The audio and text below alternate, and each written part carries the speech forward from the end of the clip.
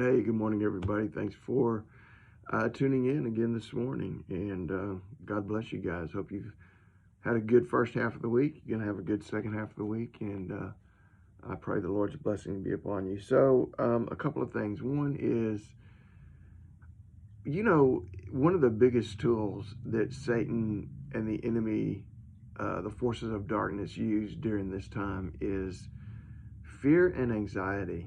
And I've never seen it as rampant and as widespread in my lifetime as it is right now. In fact, I don't know that I ever really even heard of uh, people with major anxiety until I became an adult. And so that would be within the last 40 years or so.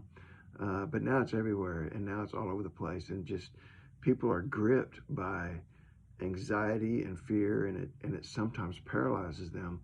What I mean paralyzes them, not literally, but in life, it just keeps them from being able to do the things that they need to do or want to do. Uh, I I don't want to simplify it too much, but I do want to just ask you, who are you trusting in? Who are you looking for to take care of you? Over the last few weeks, two times over the last couple of weeks, in my sermons, I've preached about our Redeemer. And last Easter Sunday, I preached from the book of Job, chapter 19, I think it was, where Job says, I know that my Redeemer lives, and at last he will stand on this earth. And we talked about the idea behind the word Redeemer and who a Redeemer was in the Old Testament. And the bottom line is that it was somebody who intervened on your behalf, somebody who intervened on your behalf to pay your debt, to set you free, to do whatever you needed, whatever you couldn't do for yourself, that the Redeemer intervened on your behalf and did what you couldn't do. And you see, when you're gripped by these fears about life and fears about things, that's what you need. You can't control it. You need somebody who's going to come in and take responsibility for you on your behalf and set you free. That's what I think Psalm 46. I'm just going to read the first two verses, but Psalm 46 is about. You can actually read on, and you'll get the idea.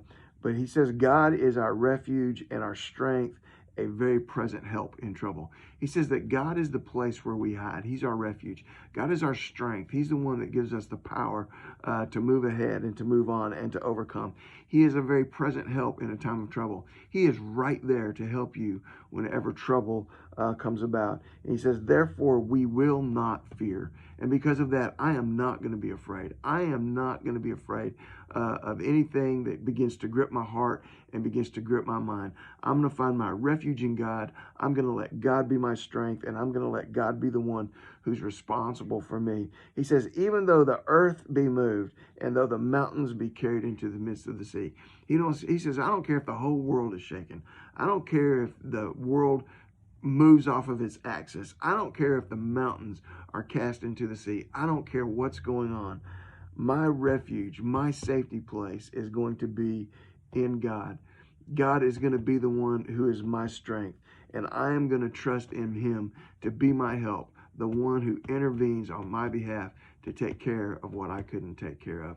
Find some peace in your life today. Begin to look for God as your refuge and your strength and your help. You might want to just memorize these two verses and just quote them whenever those fears begin to grip your heart and grip your mind. Hey, God bless you guys. Get out there. Faith this day. Faith this weekend. God is your help. He's your refuge. He's your strength.